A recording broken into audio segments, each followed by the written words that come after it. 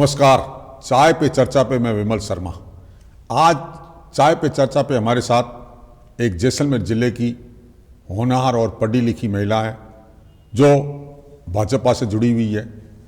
एक वार्ड पंच से उन्होंने राजनीति का सफ़र शुरू किया, प्रधान बनी और उसके बाद में महिला भाजपा संगठन में काम किया।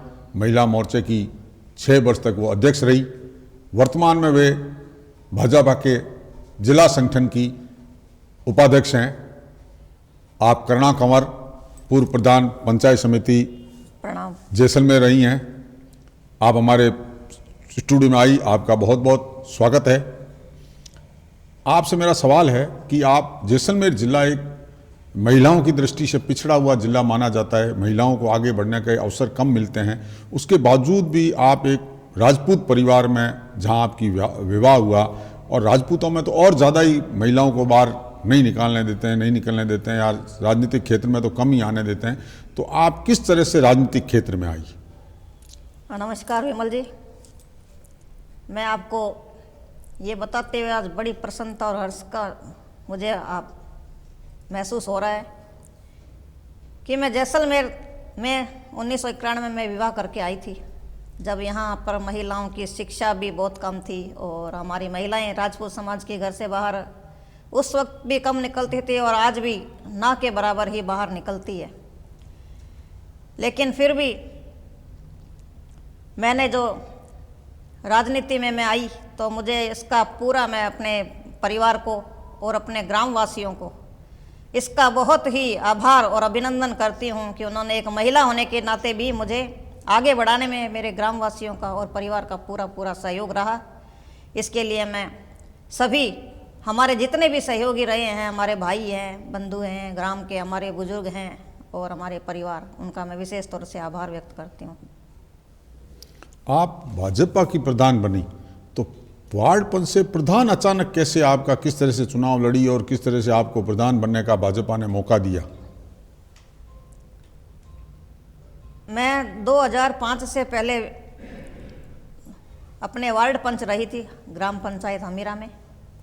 फिर 2005 में अपनी पंचायत समिति ब्लॉक, हमारा जो ब्लॉक था वो महिला के लिए आरक्षित हो गया और हमारी पंचायत समिति भी प्रधान के लिए आरक्षित हो गई थी। तो ग्रामवासियों से जब इस संबंध में चर्चा की गई कि भाई कौन है हमारी बहन पढ़ी लिखी जो इसके लिए हम लोग योग्य प्रत्याशी को हम खड़ा करें, तो उन सब ने विचार किया, क्योंकि मेरी एजुकेशन कम से कम BA थी, तो ग्रामवासियों ने मुझे आगे बढ़ाया कि कहा कि आप चुनाव लड़ो और मुझे ब्लॉक मेंबर में टिकट मिली भाजपा से दावेदारी करने पर। उसके बाद में मैं सभी ग्रामवासियों के, अपनी 3 पंचायतें थी, हमीरा, काणोद और ताड़ाना, यहाँ के सभी लोगों ने मुझे भरपूर सहयोग किया और मुझे विजयी बनाया। उसके बाद ग्रामवासियों ने कहा कि प्रधान भी अपने सीट आरक्षित महिला की है तो इसके लिए भी हम प्रयास करेंगे। उन्होंने पुरजोर तरीके से प्रधान की टिकट मांगी और संगठन ने वो टिकट, कमल का पुष्प जो है हमारा चुनाव चिन्ह भाजपा का, वो मुझे मिला और मैं उसमें विजयी हुई। 2005 में मैं प्रधान पंचायत समिति जैसलमेर में निर्वाचित होकर के आई और प्रथम बार मैं आपको बताना चाहूँगी विमल जी कि भाजपा पंचायत समिति जैसलमेर में प्रथम बार भाजपा का वार्ड बना और महिला प्रधान भी प्रथम बार बनी थी। इस प्रकार से मैं प्रधान का चुनाव लड़ करके विजयी हुई। आप एक महिला होने के नाते और पहली बार भाजपा को जिस तरह से आपने जैसलमेर की पंचायत समिति जो उससे पहले भाजपा कभी जीत नहीं पाई थी, उसको आपने भाजपा की झोली में डाला मेहनत करके, तो आपको महिला होने के नाते किस तरह से काम करने में कोई परेशानी आई या किस तरह से आपने पंचायत समिति क्षेत्र में विकास कार्य किए? महिलाओं को आप जैसलमेर में देखते हैं, आप भी पत्रकार रह चुके हैं और मैं भी अभी काफ़ी वर्षों से अब विवाह करके आए हुए, कम से कम 31-32 वर्ष मुझे हो गए हैं। तो जैसलमेर में हमारी बहनें बाहर बहुत कम निकलती है। लेकिन जब मैं प्रधान बन करके पंचायत समिति जैसलमेर में कार्य करने के लिए आई तो बहुत सी समस्याओं का सामना करना पड़ा। जैसे सभी लोगों को ऐसे लगता था कि पता नहीं ये महिला है कैसे काम पर कर पाएगी, एक उत्साह थी, एक जिज्ञासा थी लोगों के अंदर। तो वे विशेष तौर से ये देखते थे कि ये जो सीट पे हमारी समाज की महिला बैठी है उनको प्रसन्नता भी थी कि हमारी समाज की बहनें महिला बाहर नहीं निकलती है, लेकिन प्रधान निर्वाचित होकर के बाद इस सीट पे आई है, तो इस बात की प्रसन्नता भी थी। तो उनको ऐसे लगता था कि देखते हैं कैसे काम करती है। लेकिन क्योंकि महिला बहनें जो है ना, चाहे वो एजुकेशन में भी बाहर आती है अपनी आर्थिक स्थिति मजबूत करने के लिए, तो उसको दोहरे मानदंड पे काम करना पड़ता है, परिवार को भी संभालना पड़ता है और बाहर भी उसको काम करना पड़ता है। लेकिन मैं इतना स्थिति ऐसी होने के बाद में भी मैं आपसे ये, मेरे विषय में तो मैं कम से कम आपको कहना चाहूँगी कि मुझे सभी बहनों का भी बहुत सहयोग मिला, क्योंकि उनमें प्रसन्नता थी कि आप हमारी बहन हैं और बाहर आई हैं। और हमें पुरुषों का भी मुझे इस विषय में बहुत ही ज़्यादा अनुकरणीय और सहयोग मिला। पंचायती राज के बारे में कहा जाता है कि पंचायती राज ग्रामीण तक सीधी लाभ पहुंचाना या ग्रामीण क्षेत्र में निवासियों को सीधी सुविधाएं दिलाने के लिए कार्य करता है। तो आपने पंचायत क्षेत्र में किस तरह से विकास कार्य किए? हमारी पंचायत में बहुत सारी समस्याएं थी जैसलमेर में। जैसे हमारी बहनें स्वच्छ भारत मिशन के अंतर्गत अभी उस काम चल रहा है, तो हमारे यहाँ बहनें जो हैं, भाई जो हैं, हमारे ग्रामवासी हैं, बाहर जाया करते थे, घर से बाहर उनको जाना पड़ता था। पानी की यहाँ समस्या बहुत विकट है जैसलमेर में शुरू से ही।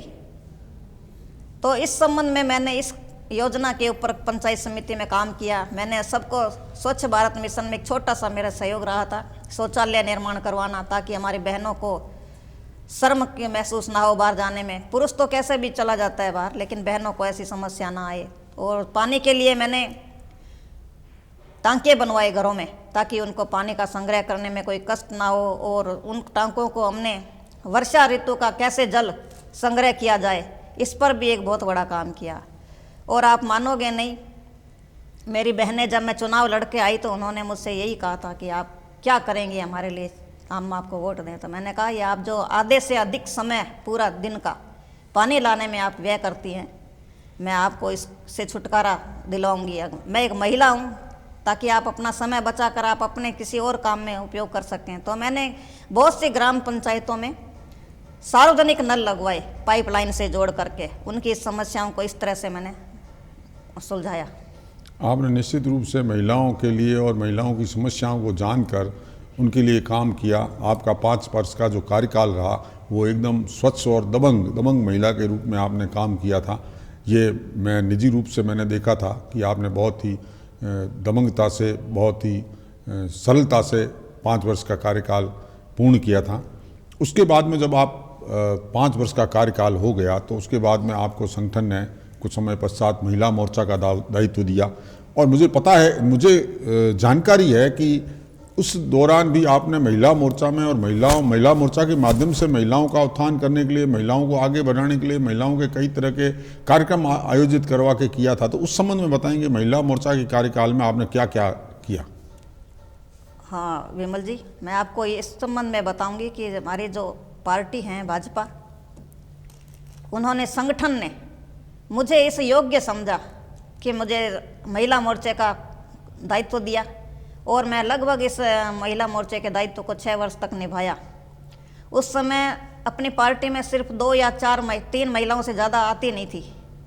तो मैंने खूब सारी महिलाओं को अपने साथ जोड़ा, उनके मंडल अध्यक्ष बनाई महिलाओं को। मंडल अध्यक्ष के बाद में मैंने बूथ कार्यकारिणी गठित की महिलाओं की। उसमें भी मैंने बूथ कार्यकारिणी बना के भी मैंने कोशिश की कि उनको सक्रिय कैसे किया जाए। इसलिए मैं फील्ड में जाती थी, उनको उत्साह के साथ मैं आगे उनको मोटिवेशन करती थी। तो उन्होंने, बहुत सारी बहनें आज मेरे साथ पार्टी में जुड़ के खड़ी हो गई है, काफ़ी महिलाएं आने लग गई है। आज हमारी बहनें सहयोग करती है। और इस दौरान जो 6 वर्ष का कार्यकाल था, इसमें एक बहुत बड़ी उपलब्धि थी, क्योंकि हमारे बहनें यहाँ जैसलमेर में, आप सारा जैसलमेर के गांव वासी जानते हैं कि बहनें बाहर नहीं निकलती है। लेकिन इस दौरान मैंने 3 बड़े सम्मेलन महिला मोर्चाओं के करवाए थे, महिलाओं के करवाए थे, जिसमें एक महिला मोर्चे की साक्षी तो हमारी श्रीमती वसुंधरा राजे, जो राजस्थान की मुख्यमंत्री थी, वो भी उसमें सहभागिता निभा चुकी हैं।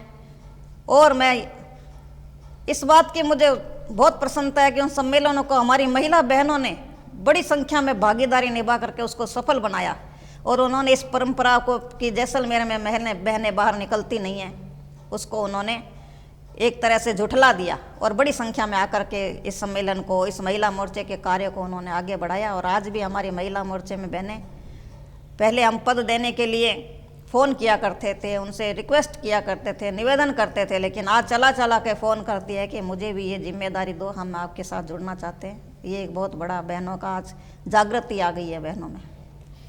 चाय पे चर्चा पे हम पूर्व प्रधान करुणा कंवर से बात कर रहे थे। उन्होंने अब तक अपने राजनीतिक जीवन के, पारिवारिक और महिलाओं के उत्थान के लिए जिस तरह से उन्होंने काम किया, पंचायती राज में प्रधान रहते हुए उन्होंने किस तरह से महिलाओं का उत्थान करने के लिए काम किए, किस तरह से उन्होंने राजनीतिक क्षेत्र में रहकर काम किया, उस पर चर्चा की। उन्होंने हमारे सवालों के सटीक जवाब दिए।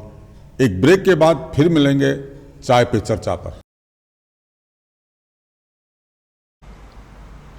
नमस्कार, आप देख रहे हैं डेजर्ट स्टॉर्म न्यूज़। जैसलमेर से जुड़ी सही, सटीक और निष्पक्ष खबरें देखने के लिए हमारे चैनल को आज ही सब्सक्राइब कीजिए और बेल आइकन दबाना न भूलें ताकि आपको समय समय पर नोटिफिकेशन मिलता रहे। Desert storm news Facebook, Instagram और ट्विटर पर भी अवेलेबल है, जिसका लिंक आपको नीचे डिस्क्रिप्शन बॉक्स में मिल जाएगा। आज ही हमारे चैनल को सब्सक्राइब, शेयर और फॉलो ज़रूर करें।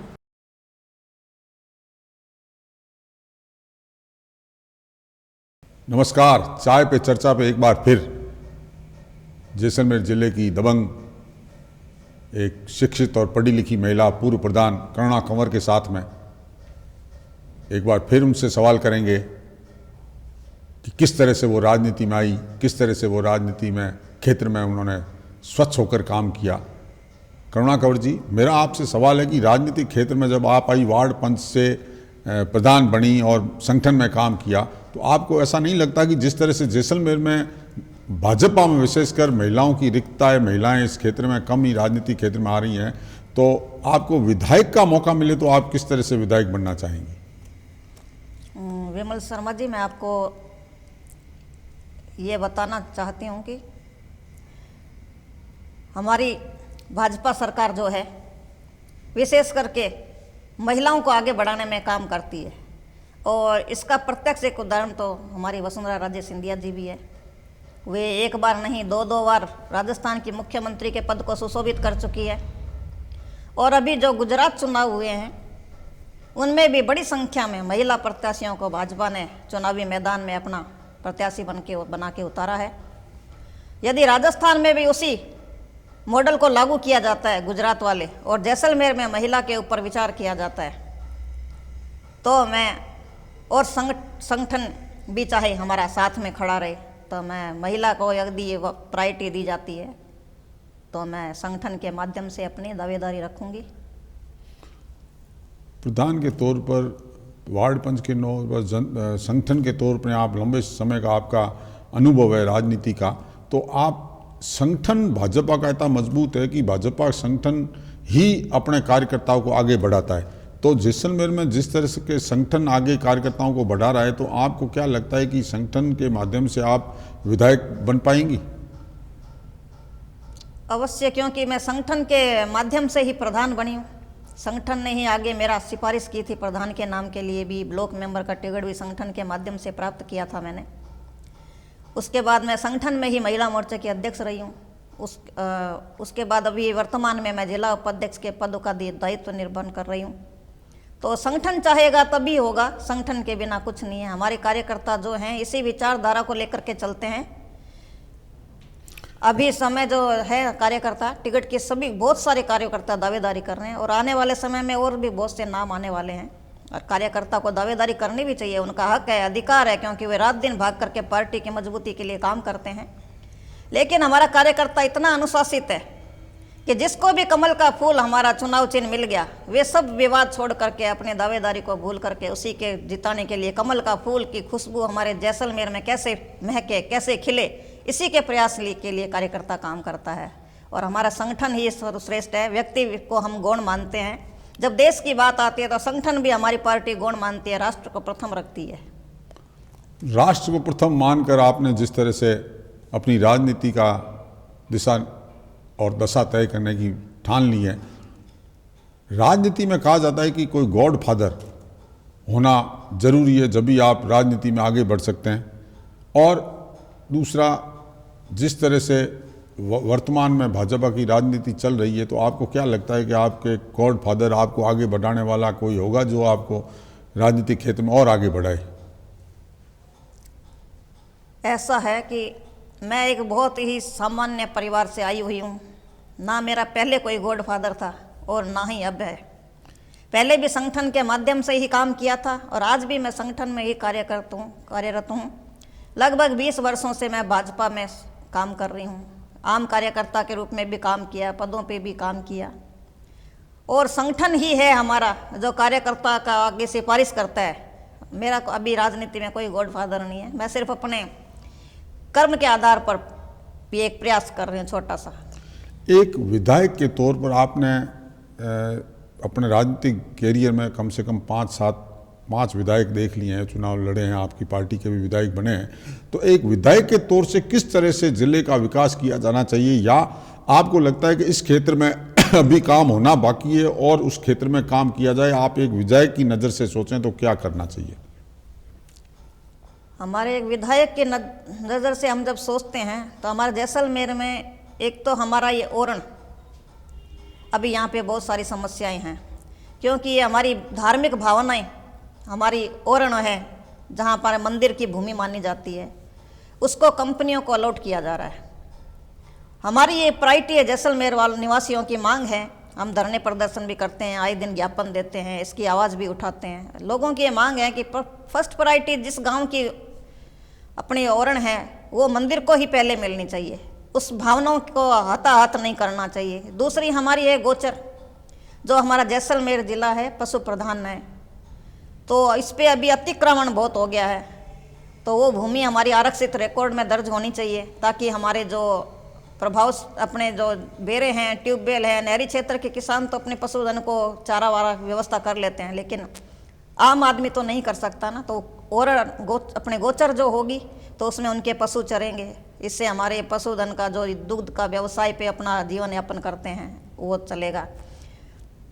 दूसरी अभी ये सोलर पंखे बड़े चल रही है ना, फैन चल रहे हैं, इनको भी हमारी ये सरकार जो है कांग्रेस की, ये इनको पंखों को भूमि आवंटित कर रही है।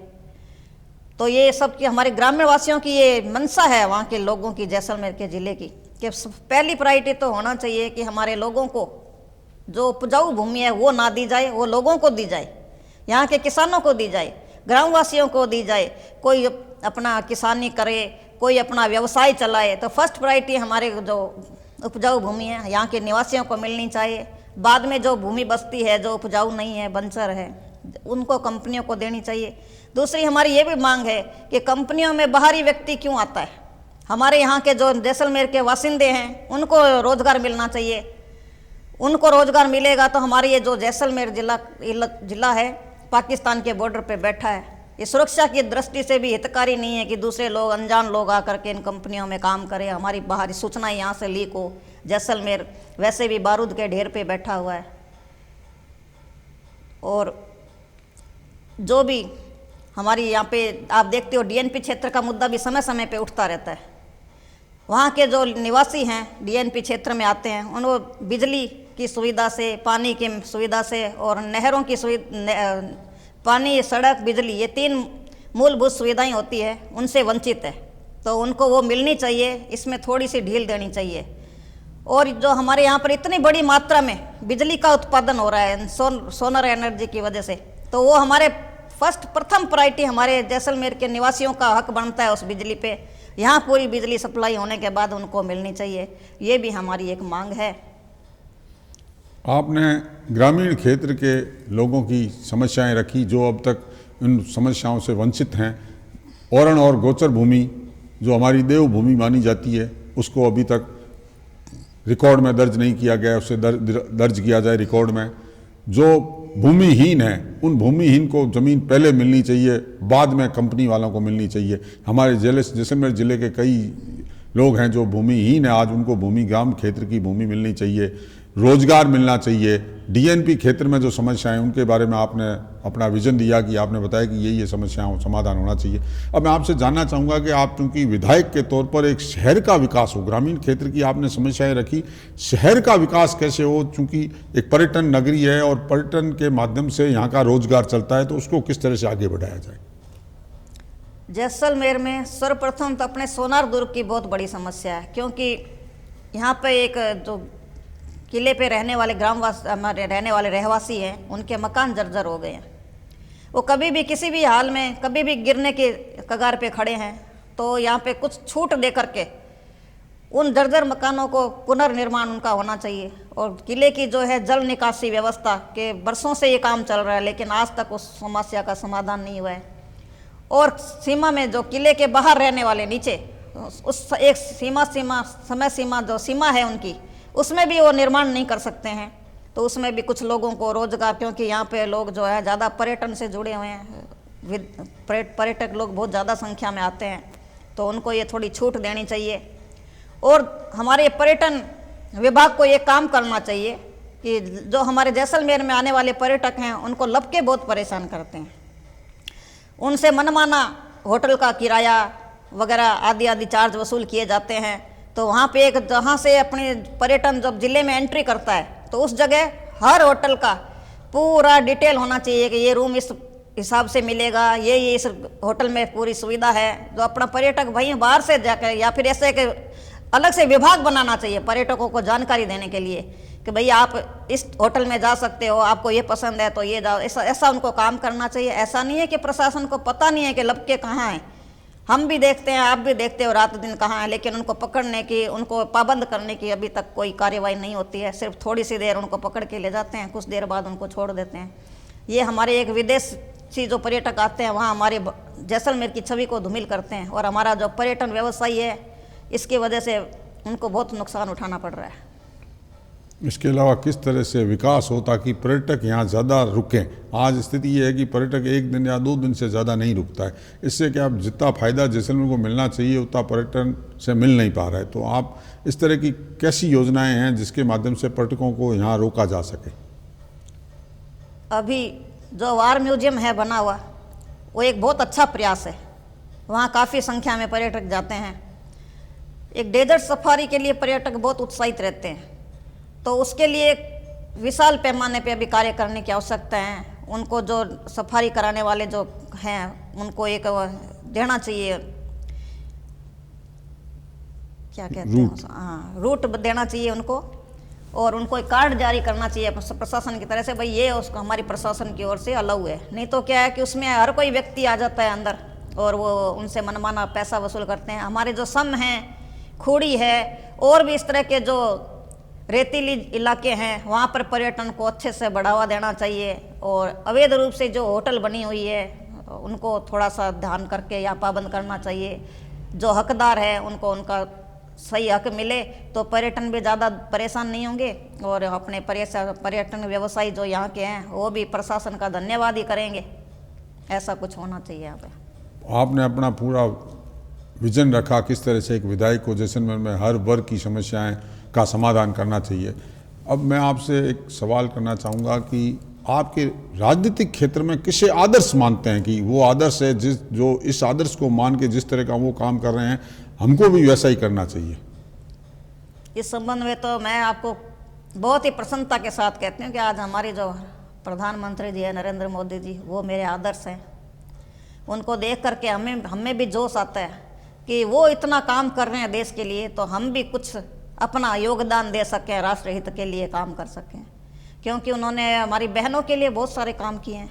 जैसे उज्ज्वला योजना है, आज से 30-32 साल पहले जब मैं यहाँ विवाह करके आई थी तो भले ग्रामीण क्षेत्र हो चाहे शहरी क्षेत्र हो, हमारी बहुत सी बहनें हैं जो आधे से अधिक समय उनका ईंधन लाने में व्यतीत होता था कि भोजन बनाना है तो ईंधन लाना पड़ता था उनको। उस समस्या को ध्यान में रखते हुए उन्होंने उज्ज्वला गैस योजना प्रारंभ की और इसमें बहुत से कनेक्शन एलपीजी 90 करोड़ के आसपास एलपीजी कनेक्शन दिए गए हैं अभी। उसके बाद में उन्होंने 3 तलाक, आपने अभी देखा होगा, हमारी जो मुस्लिम बहनें थी जिनके माता पिता अपनी बेटियों को सिर्फ 2-3 बार तलाक कह करके अकारण ही छोड़ दिया जाता था, उनको कितना दुख होता होगा। क्योंकि एक माता पिता अपनी बेटी का विवाह करने में एड़ी चोटी का जोर लगा करके उनका विवाह करते हैं और उनको छोड़ दिया जाता था। जब मोदी जी ने इस योजना पे काम करना शुरू किया 3 तलाक को गैर कानूनी घोषित करने के लिए, तो लोगों ने कहा कि मत छेड़ो, कुछ गड़बड़ हो जाएगा। लेकिन उसने सब बहनों की समस्या को ध्यान देते हुए 3 तलाक कानून को गैर कानूनी घोषित किया। उसके बाद से जब से 3 तलाक गैर कानूनी हुआ है 81% कमी आई है तलाक के मामलों में। अभी जो हमारी है मातृत्व अवकाश मिलता था पहले महिलाओं को, वो सिर्फ 12 सप्ताह के लिए मिलता था, अब उन्होंने बढ़ा करके 26 सप्ताह कर दिया है। स्वच्छ भारत मिशन में उन्होंने बहुत सारे शौचालयों का निर्माण कराया है। 11.5 करोड़ शौचालय बन चुके हैं इसमें अभी तक। और अपने आयुष्मान भारत योजना जो है वो विश्व की सबसे बड़ी योजना है। विमल जी, मैं आपको बताना चाहूँगी कि इसमें प्रति परिवार को प्रति वर्ष 5 लाख का स्वास्थ्य बीमा मिलता है। पहले ये था कि बाहर नहीं करवा सकता वो अपना इलाज, गवर्नमेंट हॉस्पिटल में होगा, लेकिन अब वो राजस्थान का है तो राजस्थान से बाहर जाके भी अपना इलाज करवा सकता है, उसको 5 लाख रुपए मिलेंगे। उसके बाद इसमें अभी तक हमने 3.28 करोड़ के लोग लाभान्वित हो चुके हैं इस योजना में। 17.5 करोड़ ये आयुष्मान भारत हेल्थ कार्ड जारी हो चुके हैं। और अभी इन्होंने जो है अपने जल जीवन मिशन, ये भी हमारी एक बहुत बड़ी योजना है, क्योंकि ग्रामीण क्षेत्रों में हमारी बहनें पानी लाती थी। आप सुनते हो अखबारों में आए दिन आता है, कभी 5 किलोमीटर से पानी ला रही है, कभी 3 किलोमीटर से ला रही है। तो इस योजना का उन्होंने 2019 में शुभारंभ किया था जल जीवन मिशन का, और 2024 तक ये योजना हर घर नल के जरिए कनेक्शन दे दिए जाएंगे। अभी हर ग्राम पंचायत स्तर पर ये योजना चालू है और इस पर पूरा काम हो रहा है। प्रधानमंत्री ग्राम सड़क योजना है, इसमें पहले 3,81,300 कुछ किलोमीटर थे, अभी वर्तमान में 2022 में 7,05,815 किलोमीटर इस योजना में रोड बन चुकी है।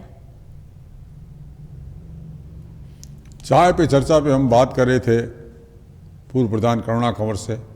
उनके जब ये पूछा गया कि उनके आदर्श कौन है, तो उन्होंने कहा नरेंद्र मोदी का नाम तो बताया, मगर देश में किस तरह से उन्होंने विकास कार्य करवाए हैं, किस तरह से लोगों के हितों में काम किए हैं, वो उनकी टिप्स पे थे। उनको एक एक आंकड़ा याद है कि किस किस क्षेत्र में कितना लोगों को लाभ मिला है। आम जनता तक भाजपा सरकार के जो प्रधानमंत्री नरेंद्र मोदी है उनके माध्यम से जो लोगों को लाभ मिला है, उस लाभ को एक एक टिप्स पे गिना दिया। तो आप हमारे साथ चाय पे चर्चा पे आई है, आपने हमारे सवालों के सटीक जवाब दिए और अपनी मंशा भी जाहिर की कि किस तरह से अगर उन्हें विधायक की टिकट मिलती है तो वो किस तरह से जैसलमेर शहर के विकास में, चाहे ज़िले के विकास में और ज़िले के लोगों की समस्याओं का समाधान करने में अपना अमूल्य योगदान देगी। आप हमारे चाय पे चर्चा पे हमारे यहाँ पधारी, आपका बहुत बहुत स्वागत, धन्यवाद। धन्यवाद।